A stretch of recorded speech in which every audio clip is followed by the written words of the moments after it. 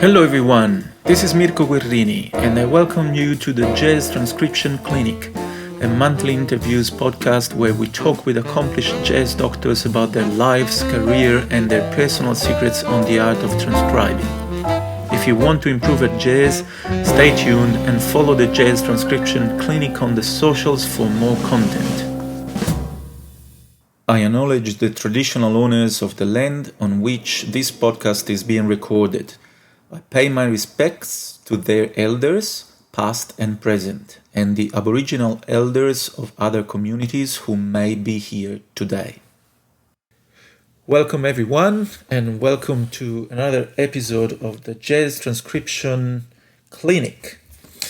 Today's doctor is one of my best friends here in Australia, one of the best musicians I have ever played with. And I'm very glad that he still likes me. We are talking about the great Niko Schäuble, which I introduced briefly. I met Niko basically 8 years ago. He was one of the first big gigs that I had to do with our good friend Paul Grabowski.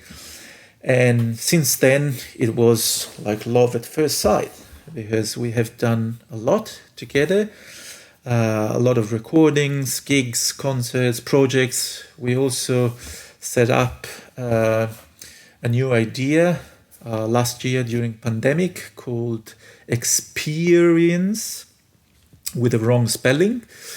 You can check it out. The website is www.experience.net. And Niko has just released a nice album called Then This, where there is Steve Magnusson on guitar and the great Tony Hicks, which hopefully will be soon on this channel, on this clinic as a guest, and myself blowing into some pipes. And all the music has been written and arranged by Niko, and you have to check it out on his Bandcamp page because it's a very, very nice recording. So welcome to the doctor for today, Mr. Niko Schäuble. Glad to be here. Thanks, Mirko. And of course, we can tell many jokes on the fact that you are a drummer. So what has a drummer to do with transcriptions? But maybe the joke doesn't work too well, because since I started playing jazz, I remember that even before I started transcribing, all my drummer friends, they were all transcribing a lot. I remember in those times there were people like Vinny Colaiuta, Dave Weckl, and they were considered like gods, able to do inhuman things, alien things, with like paradiddle with like 379 hits in one beat, all with one hand. And I don't know whether in Germany or here in Australia, but in Italy, I think there are two or three monthly magazines about drums. It's a good question. Well, the biggest one would probably still be the Modern Drummer. Yeah, Modern Drummer was one, translated in Italian. It was the Italian edition. What is it in Italian? No, the title was the same, Modern Drummer, but then the content was all translated. And then there was Percussioni, percussions, and I can't remember the third one, but there were 3 monthly magazines for drummers. It's like, you have Playboy, you have, Well, I think here in Australia it's called Drum Scene, I think. Oh. I think there's another one.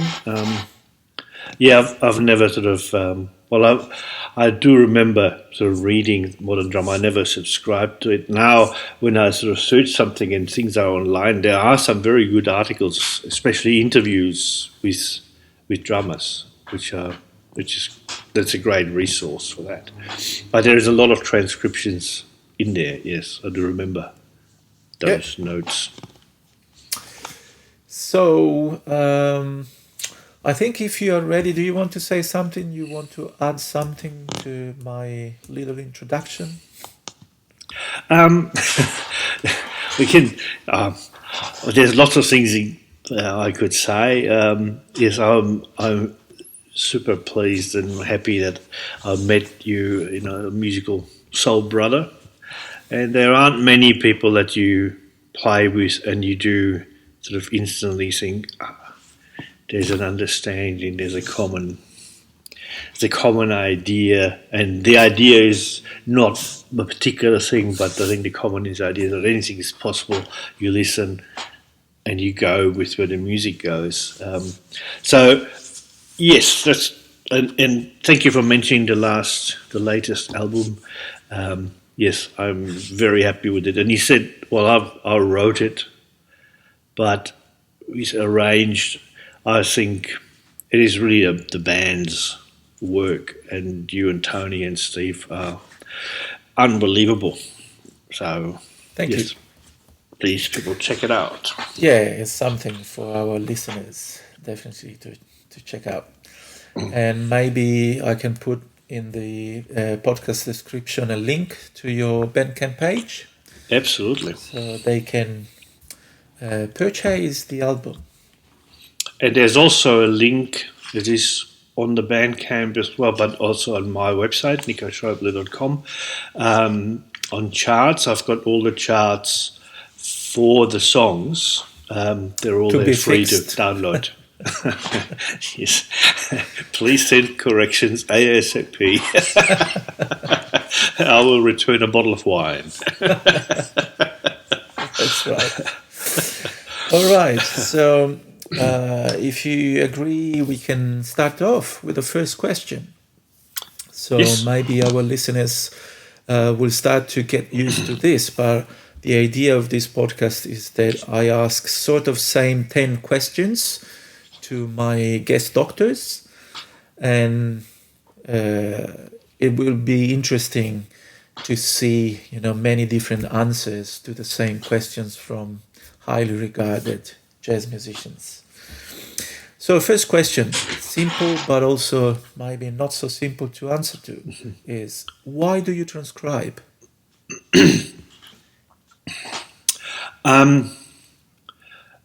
Well, I might give that a little preamble. And when you first mentioned this project and asked me if I might consider being part of it, I thought, in a way, I'm not really transcribing. I never transcribe much.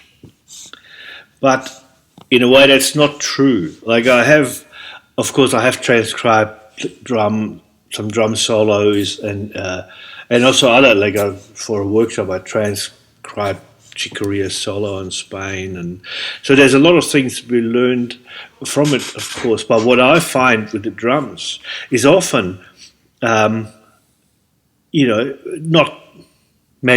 so extremely in jazz, but you might have in other music fantastic grooves, and it's actually one thing. And it's potentially a really simple thing. So you write it out, and of course every transcription is a very rough approximation, like any notation will be. But with the drums, maybe it becomes more obvious that what you can write down is not the essence of it. It's so far removed from what makes it a great groove or a great fill-in. So in a way, I have transcribed a lot in my head by listening to the same tracks, and often even parts of the same tracks over and over and over. But writing them on a manuscript paper did not make that much sense, because I could not write down I don't know how it's achieved often, but how is Joe Morello's bass drum sound on the live recording of, take 5? And it's just like, okay, I don't know. It's big and pillowy, and but the note is a black dot that doesn't say much. Yeah, we have already discussed with other guests that, and it is my opinion that writing a transcription down is just for analysis purposes. So you want to analyze, you want to understand the mechanic of a solo or of a certain line. It's better if you write it down, because you can have a vision, you can take notes, on the chat. But I do agree. Sometimes a transcription can be done only from memory. And if you are not keen to analyze and understand the mechanic of it, it can stay there. I do agree. And I kind of expected that answer from you, because I was thinking that one peculiarity that you have, if I would describe your playing, is that you know the sound of so many different styles. And I have been playing with you, a lot of different stuff, from Italian swing or traditional jazz to like extremely free experimental music or bossa nova. And you always come up with the right sound.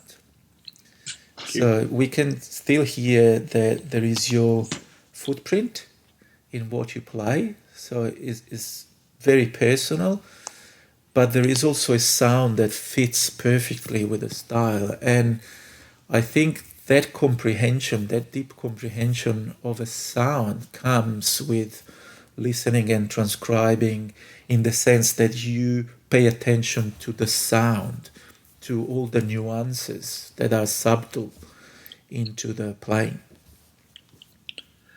Yes, thank you. That's very kind of you to say that. I think I also became more aware of the issue, or the discrepancy between notated music and performed music or played music, when I got drum books, started playing. And actually when I started playing, which is probably one of the things that I still cherish a lot about my first year of lessons, there was a little bit of some grooves of how do you hold the sticks and all that. And then my teacher just said, just put on your favourite record and play along, which I did. I didn't have that many records, but I played along. And every day at the end of school, I think, can't wait to get home and play along and be part of the band. So, playing along was trying to emulate what was played on the record by the drummer. And some of it I couldn't play, but I would sort of emulate the feel. So I think that's very important. And then I wanted to sort of, my father had been in Brazil, and he brought me a whole stack of records back, and I listened to it and I loved the music.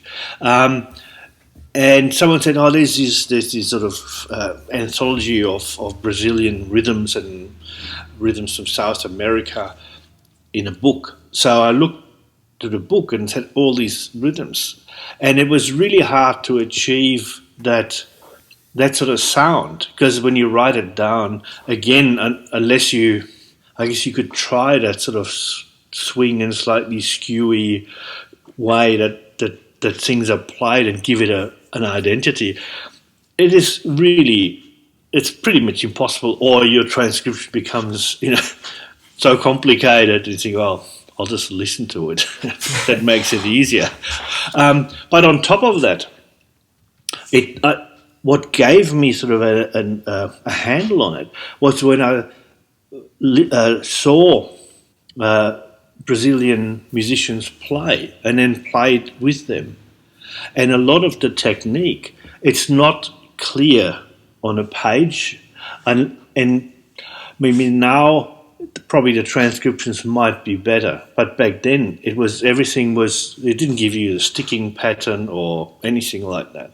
And everything looks, 16th notes are all. But if you want to have that sort of lilting,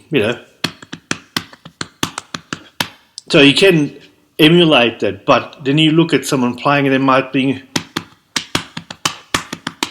sort of exaggerating it a bit. But so playing it in a way which is not the most technically proficient way is good.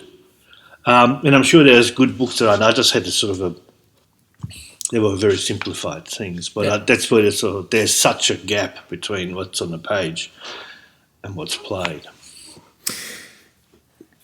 So when you transcribe, whether it's a whole part or simply a groove, what do you expect to bring home?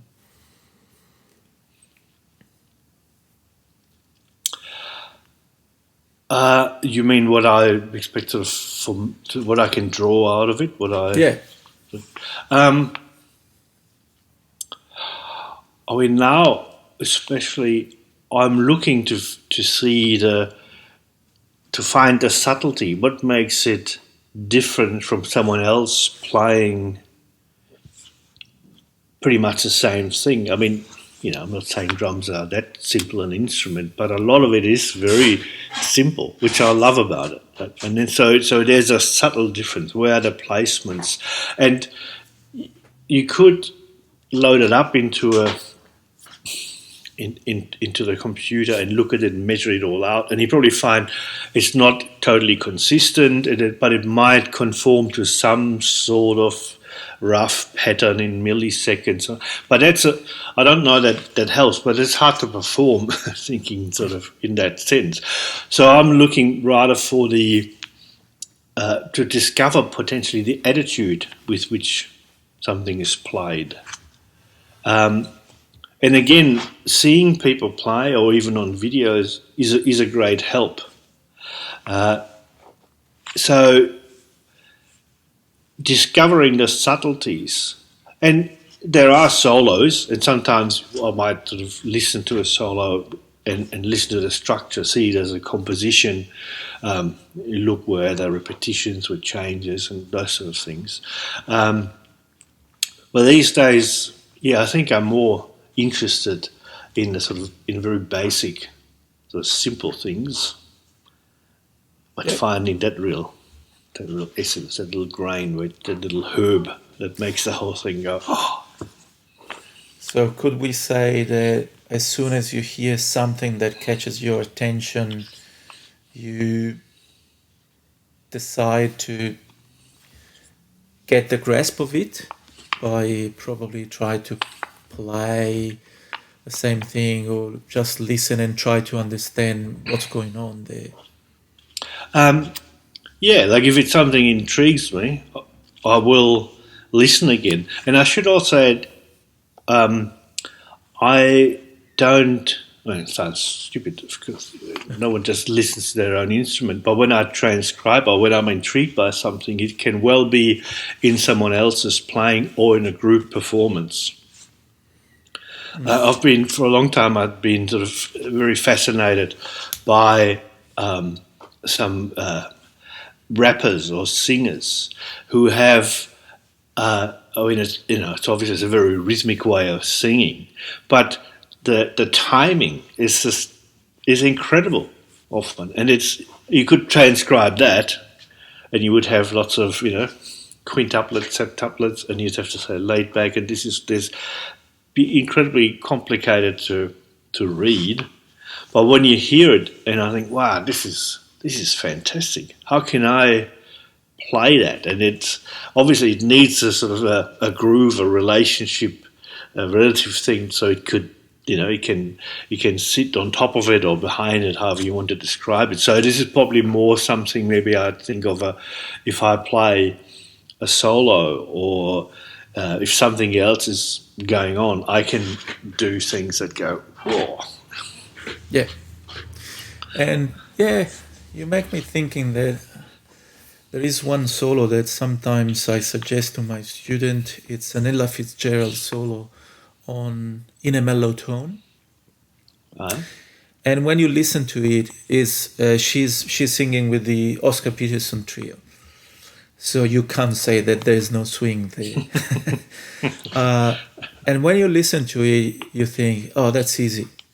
And yes, in terms of notes, easy but not naive. It's a very nice solo, very good. All the notes are there for a reason. And she is swinging hard. She puts a lot of blues inflections. It's a wonderful solo. But to transcribe it or to write it down on paper, to write the notes and get the pitches is not a too long job, right? You can get very easy. But then you try to play along. And it's the hardest job. Not even John Coltrane is that hard to play along with, because she's so unpredictable rhythmically. And sometimes it's just, a little delay with a note that if you would write it down, you have to write something a bit silly, like a quintuplet with one note that takes 4/5 of the quintuplet. So those things that are really impossible and falls into the chapter named like feeling. That's where the feeling is. And it's interesting because with singers, probably they are less impacted or less driven by the technical ability on their instrument. That they just follow what they hear in their heads. Of course, there is technique. They study a lot of the technique, but there's not the filter of the mechanical instrument that you have, to press a button. And even if you think another note, if you press that button, it will play, the note that is designed to play with that button, which is something that never happens with the voice. If you think of a note, you sing that note, right? Yes. Most of the times. Most of the time. Hope. Yes. So it's funny that, you learn a lot from singers, even when you think, oh, this solo is easy. But we need to make a distinction between what is pitch, which is just a tiny, small part of the artistry of a musician. Yes. Yeah. I agree. I also think of, I've had a good fortune to work with some great singers, including Vika and Linda Bull, and this is not jazz. I don't know why I even say jazz, because that's too limiting to any sort of music. But when when them being sisters and all that, their voices just blend insanely well. But they also listen. It's not all, because a lot of the sort of background vocals and things they do, they're not all prescribed. There are things that they will improvise.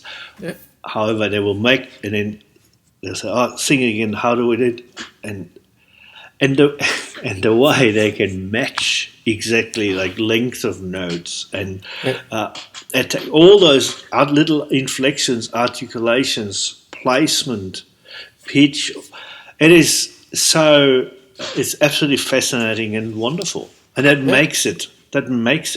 Which is, I think I'll probably learn at the start, maybe, and maybe that's something that other people experience too. I learned, of course, a lot from other drummers. I learned from percussion players, different rhythmic cultures.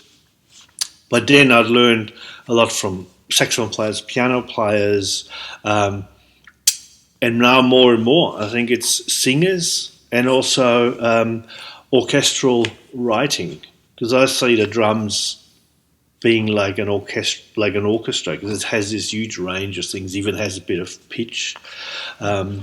So there's a lot of learning from it. Now, I did, transcribe to a degree, but I would study scores of orchestral works. that also flows into it, into my playing, I would think. Yeah. And to get a bit more practical, the next question is, what methodology you apply to transcribe, or do you use any software to do it? No. Nowadays I'll make, might import a track and then loop certain sections, especially if I want to play along with it to capture a particular feel, because it might, it's not necessarily that I want to learn the whole song or every part of a song, but it might be, there's these 4 bars that are just and I could import that, and then loop it. That was something I'll be using. In the old days, it was all, Do you try to slow it down sometimes? No. Okay. No. Because it would be more, in the past I did that. Like I had was a record player, and you could, with a varying pitch, when I was trying to grab things that were just too difficult to hear. There was too many. There was sort of too much information. But now I'm not looking really to find, is it a 5-stroke roll or a 6-stroke roll, or I'm looking for the feel and the attitude. Yeah. All right. Thanks for that. And how do you practice what you transcribe, if you practice? Yes. I do play along. So, usually with headphones are 1 ear off or so, and then I will hear it, or probably now more often than not I will listen, and then maybe not even straight after, but I'll get onto the instrument and try to recall the feeling of a particular groove or a particular song, and play it. So I'm not sort of trying to verify that I get it exactly right.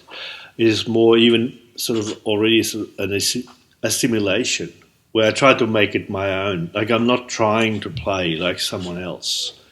I try to be sort of inspired or guided by someone else rather than being told to play exactly something.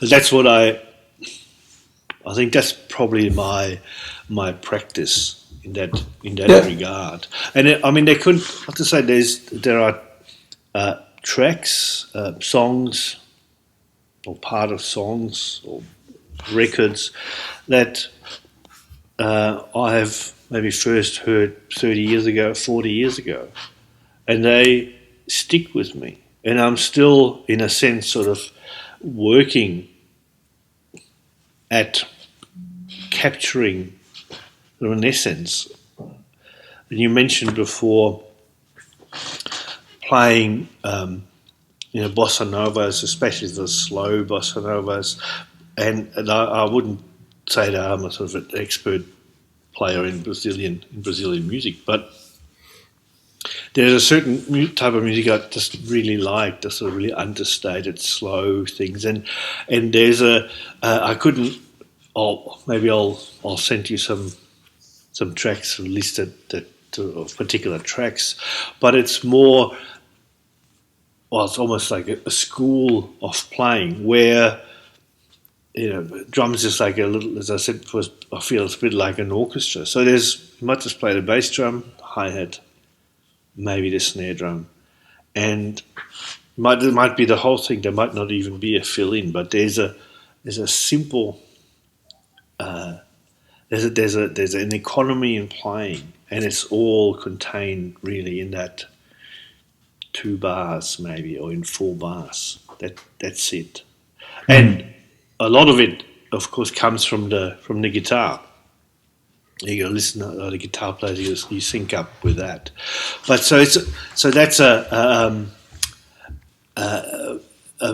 thing I try to recall, and the sound, and it's the dynamics too. Like, some music you can't play it at sort of any sort of given volume. Some music just does not sound I think most music has sort of a range of sound. You can play with it, but if you want to play a speed metal track, it'd probably be odd to play it really softly. It would be a novelty sort of thing. But part of that music is the power and the aggression and the sort of attitude.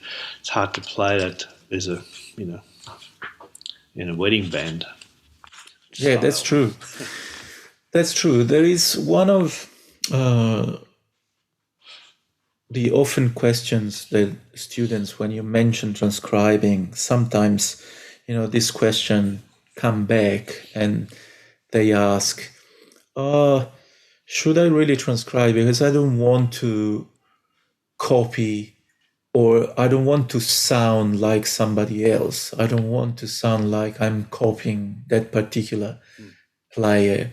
So do you ever feel that you might not be true when you play something that you have transcribed or listen extensively, or what sort of strategies you put in place to avoid fall into that idea? That's a really good question, because when I still sometimes would catch myself, but not so often now, but certainly in the past, where it wouldn't be, going long way back, yes, it might be a fill or some sort of thing that I'd practice a lot, it would just come out, or maybe I actually wanted to play it to show that I can play it. And that sort of fairly quickly I stopped doing. But I would think of a particular player, and think, this is sort of that song or this band as well. I can just imagine Art or Elvin or Tony and I'd start sort of playing in that way. I don't know, I'm not saying as good, but and I catch myself that, no, this is not, I'm starting to sound like someone else. Exactly what you described before. And maybe it's, I don't know, if I'm just sort of speculating, maybe it's easier on an instrument like drums because it reveals a style very quickly, I think. So what would I do to counteract that? Sometimes it's sort of a physical and sort of silly thing in a way. I might take my both feet or maybe one foot off the pedal. So, because most things to play, involve all parts, right? So you take one away, all of a sudden it sounds different and you won't play certain things, right? Another thing could be to, and I've done that too, sort of, it's a bit trickier, or it can be done, but it involves more sort of thinking during a gig. But I've done it sort of as a concept that at some stage I said, I don't know, I've got all these tom-toms. I never had this gigantic hit, but I have, played quite a few tom-toms, and it was sort of, I grew up coming out of the jazz rock thing, Billy Cobham, Alphonse Mouzon, and so I would start playing. That's right. You played with Billy, yes. I remember seeing gig with Alphonse Mouzon where he used to have to get off his chair and walk to the back to the 16s, floor tom. To keep yourself fit. Yes. So I'd stopped taking any tom-toms to gigs, and I would just have one right cymbal, a hi-hat, a snare drum and a bass drum. That was it. And I said to myself, I will play. I can still think of Billy Cobham fills if I wanted to, but there's no way I can sound like it because I can't play it like that. Sometimes it's even a particular symbol that just came to our mind, that time with the China symbol. So if you're sort of feeling yourself in danger of sounding like someone like that, and you have a China symbol, that's like, that's like drug taking. You're just going to take that away and use it later somewhere else. Yeah, you become very but nervous. It is like it's like, where is it? It is. I think it is very easy to fall into that, and it's not unheard of. That people often, like, they will say, "Oh, could you play it as a? Could you?" That's like sort of like Elvin. So I say, well, why didn't you give him a call? He can play. Why? So I'd rather, and this is something that is in my own thinking, or when I ask other people to play or try to convey a certain feeling, I'd rather describe something more abstract rather than having a particular person. I'd say, play. There's this rolling, it's like a machine. It's like, wow. Those sort of things, I think, didn't allow everyone to interpret it for themselves, and I can do it for myself. So I would think rather in an abstract term, or emotional terms. I have already mentioned in one of the previous episodes, but one thing that struck me with solos, and I usually use this argument to reply to that question, how to not fall victim, of copying someone, is that I spent probably more than 1 year, long time ago, studying Joe Henderson, and I started transcribing a lot of Joe Henderson. And I never try to go to a gig thinking now I'm playing those lines because I have transcribed, so if I have that specific chord progression, I can play this line, I can play this line. I tried when I was very young to sort of build a Lego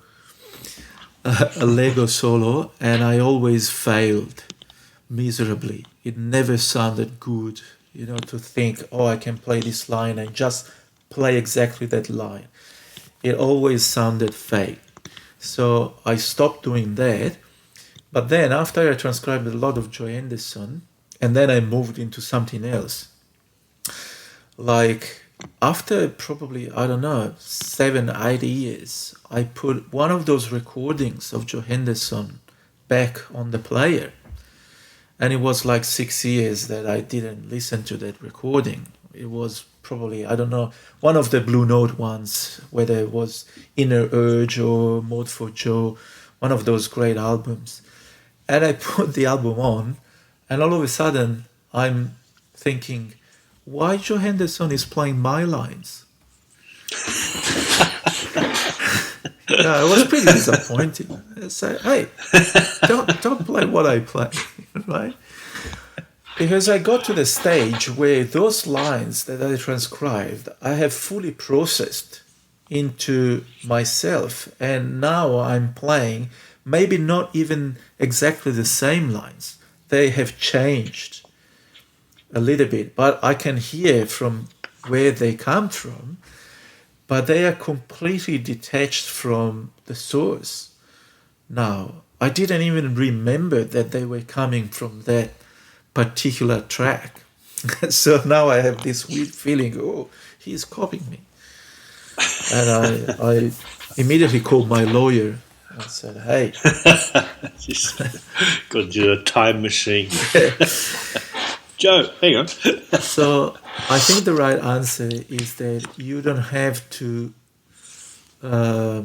use those transcriptions to fake or to cheat, when you play, but you use those transcriptions to develop your own vocabulary, your own language, and in the end you will be the result of the addition of all those items that you have been exposed to. That is the hope. Yes, yeah. I guess there is so the idea that you amass so much that not one particular block of information will dominate. Like everything sort of becomes mixed up and infused. Again, I think drums are is an instrument that reveals very quickly if you play something. Here's something I've rehearsed at home, and I mean, for some people that's what they want to do, and that's fine. That's that's a way of playing. I never felt that was a good way of playing, and if I felt, I mean, it's the other strategy. If I feel that I starting to sound like someone else, I would just really play really simple.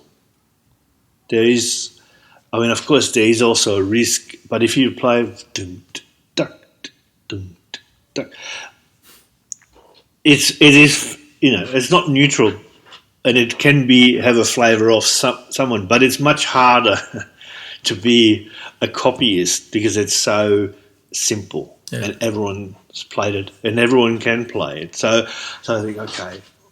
Same with if it's, let's say, a swing or so, and I feel like doing all these things. Why am I doing all these things? Oh, this is ting, ting, ting, ting, ting, ting. And, that's not something I transcribed. Anyway, this is just so basic, and it's great. Again, this is what I love about the drums. I can fall back onto that, and I mean, you could conceivably play a gig with that, and that could be quite satisfying. Yeah. Also, less stuff to carry around. Yes, just one thing. And if I get someone to hold it, then I don't even have to bring a stand. And then you go to have some Japanese dinner, so you have the sticks for free. That's it.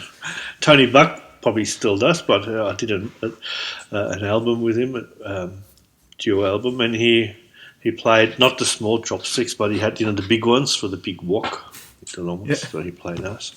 There you go. Yeah, I remember. So I can't play those because then I sound like Tony Buck. Yeah. I remember Joey Barron. I saw him playing with Jim Hall quartet with Greg Osby and Steve Laspina. And Jim Hall was basically, he had the amp, but I don't know if the amp was turned on because the sound was so soft that we could hear the string noise, when he was playing. Right. And it was in a theater, so everyone was quiet, and Joey Barron played almost the whole concert with the chopsticks. But it was brilliant. It was brilliant concert. Everyone played like basically acoustic. It was acoustic, and they were able to keep everything there and make everyone audible, and we could still hear dynamic. We could still hear waves of tension and release. It was beautiful experience. I think most instruments sound great soft. Yeah. It's an odd thing to say for a drummer, but I think every instrument sounds great. There is great, only one issue, played Niko, really softly. That is more difficult to play soft. That is true. Yeah. Yes, that is true. So, not many people can do it. No. Well, but it's something to work towards. Absolutely. And every instrument blends. As the louder it gets, there's always someone who loses out first. I mean, the drums always win, but except there's electric guitar on 11. But yeah, it's a everything blends beautifully when it's soft. I love it. Yeah. All right. I have another couple of questions. I'll try to be concise. I guess you partially already replied to this one. It's what strategies you employ to incorporate what you learned from the transcriptions. And you already said that you play along, but then to make them happening in what you play, to use any strategy, or you just wait for them to come out naturally, like what happened, for example, with me and Joe Henderson? I think they don't necessarily come out naturally. That sort of be a bit of a fluke because it's not so easy to capture something, even seemingly simple, but that in the end just very complex. And for the drums, for example, a lot of it has to do the balance between the various instruments. So when I play, that is something I listen out for. How loud is the bass drum compared to snare drum, hi-hat, cymbals, all those sort of things. So that's something I'll work on, and I'll try to, if I want to get a particular sound, not necessarily a particular playing style even, but if I want to sort of take that sound concept to whatever I'm playing at the moment, those are things I really listen out for. So again, I think I'm not too much in a danger to sound like someone else. And I mentioned before there are sort of more abstract terms, or even in a way a feeling. I still recall my emotional response to particular tracks or albums when I heard them for the first time, where things went, oh, what? You can play like that? I had no idea.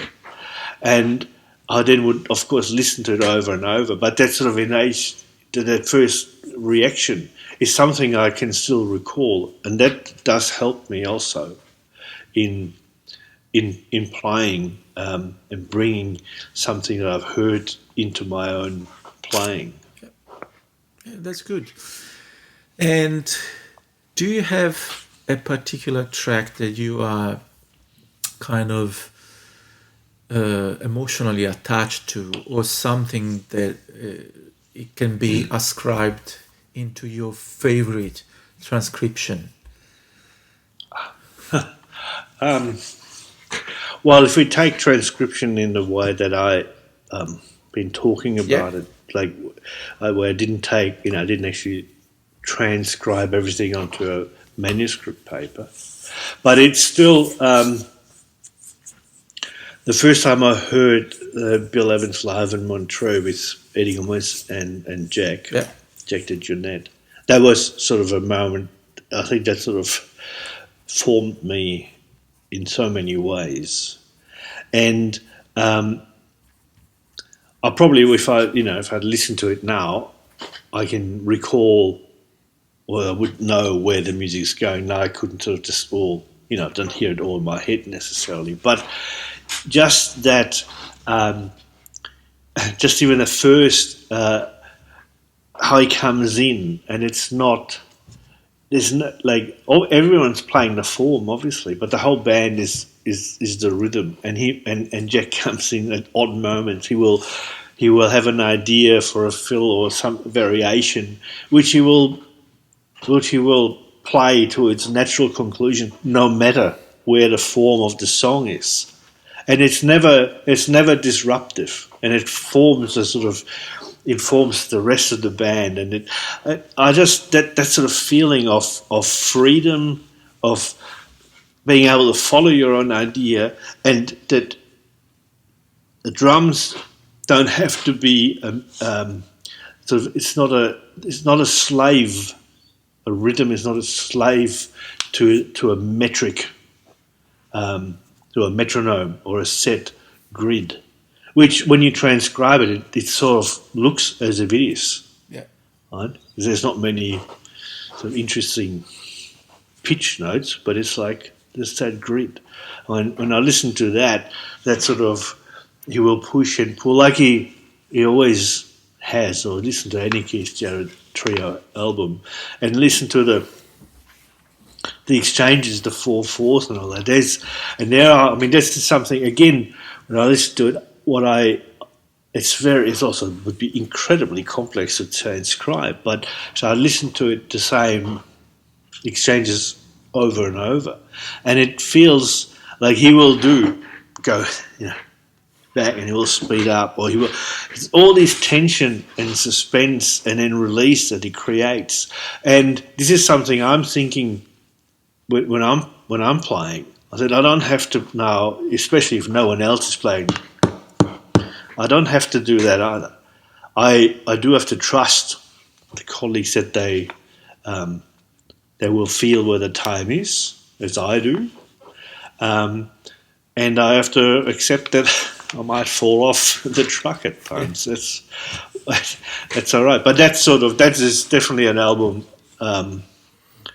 which is I just absolutely I'll love it. put a link into the podcast description to that album. I'm pretty sure that you can find it on, the normal sources for music in these times. I was curious to also ask you, have you ever seen a transcription of something that you played?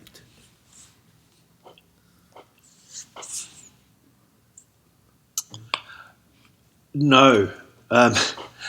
We had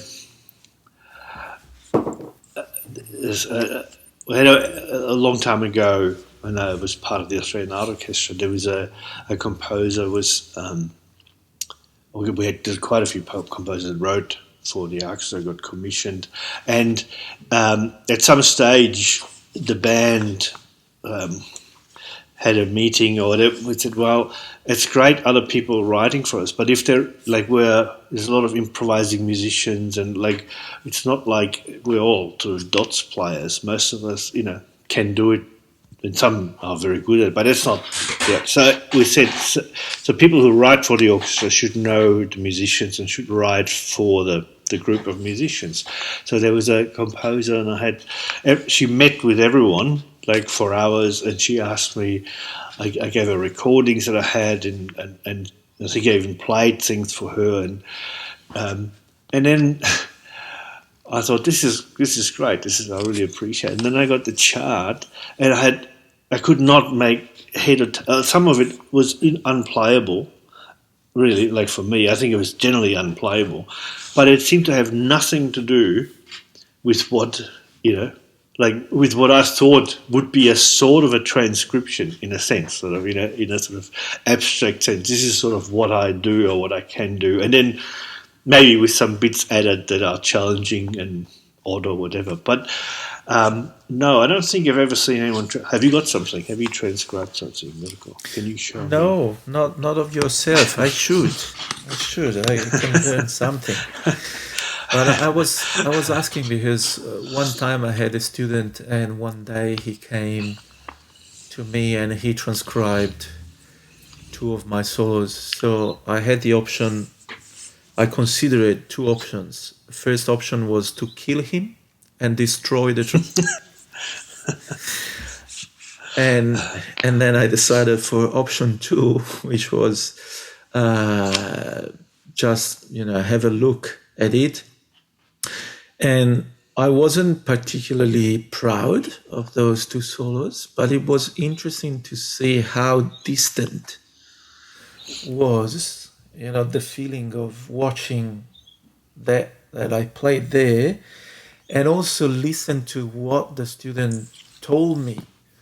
Because that was really funny. I asked him, so what do you think I played here? Why you think I played this phrase?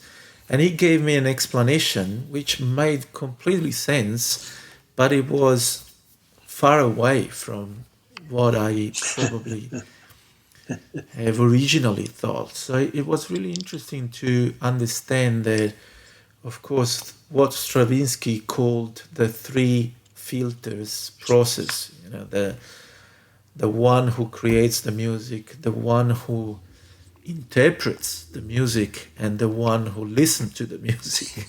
That yes. From start to the end, the result can change completely.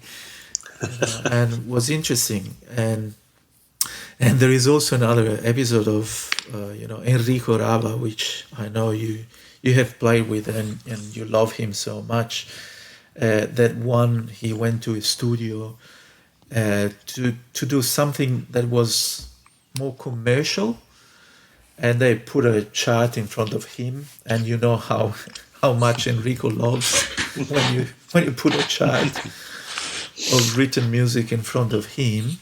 And it was, an incredible, so intricate and complex piece of music. And Enrico, kindly said, I can play this.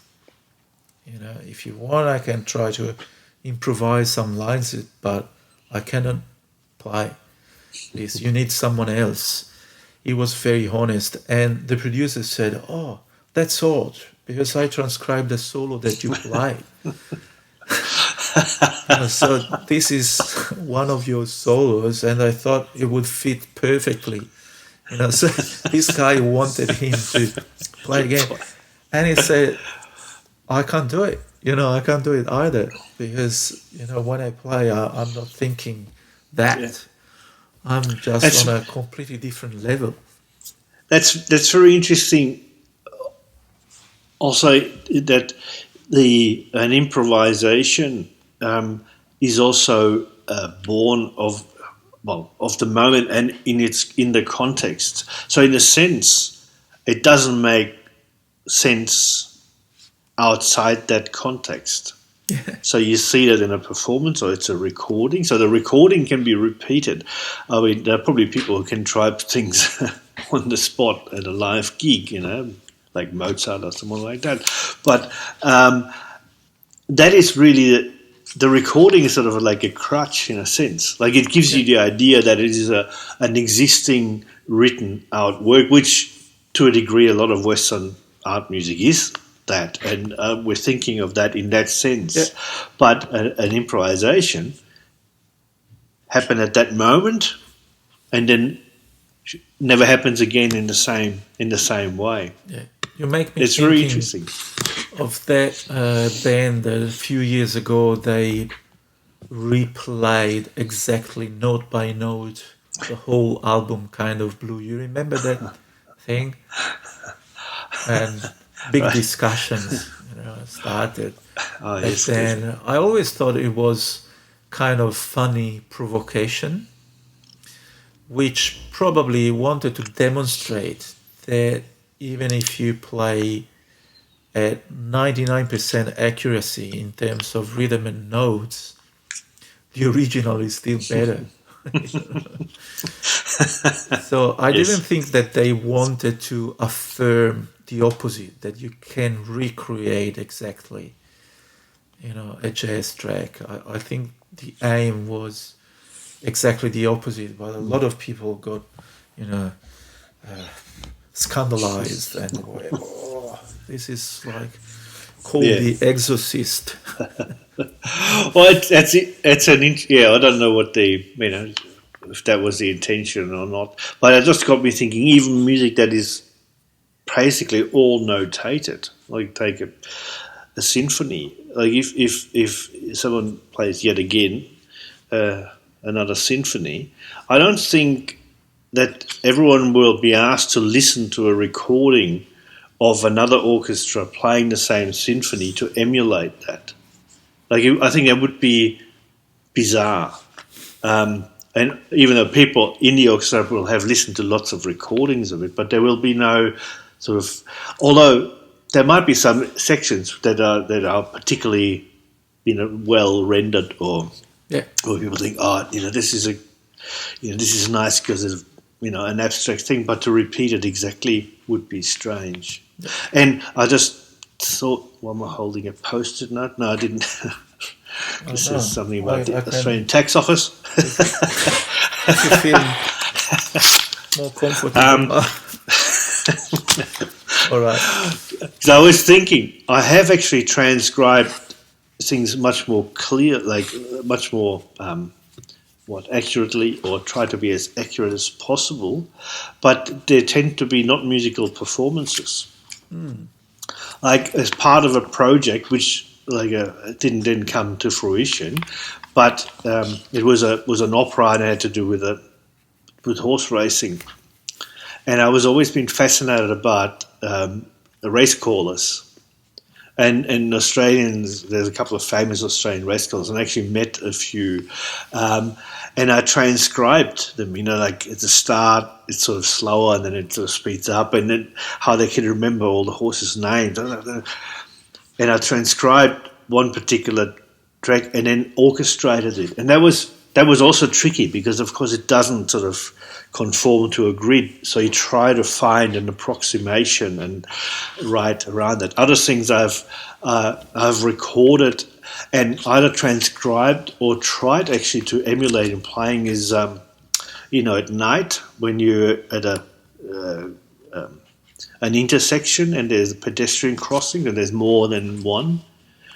Or even if there's one, they click, but for some bizarre reason, or maybe it's a design thing, they don't click the same speed. Yeah. But there'll be sort of a moment where everything sort of is might even be exactly the same, and then it loops. Church bells. I've also fascinated by, when you have the road signs that have the sort of lights, and they're not like exact, and one is out or so. I find that very fascinating and inspiring. And I'm crazy and mad, and I should be in an asylum. Great. I think that's a natural conclusion for our episode. It has been a real pleasure to share this time with you, and I hope that all our listeners will enjoy as well and will learn something. So I will put all the links to Niko's website and Bandcamp page in the podcast description. And of course, every month, stay tuned because a new episode with another guest doctor will be released. So thank you, Niko Schäuble, and thanks to all the listeners. See you next time. Thank you, Mirko. It's been a pleasure. Bye.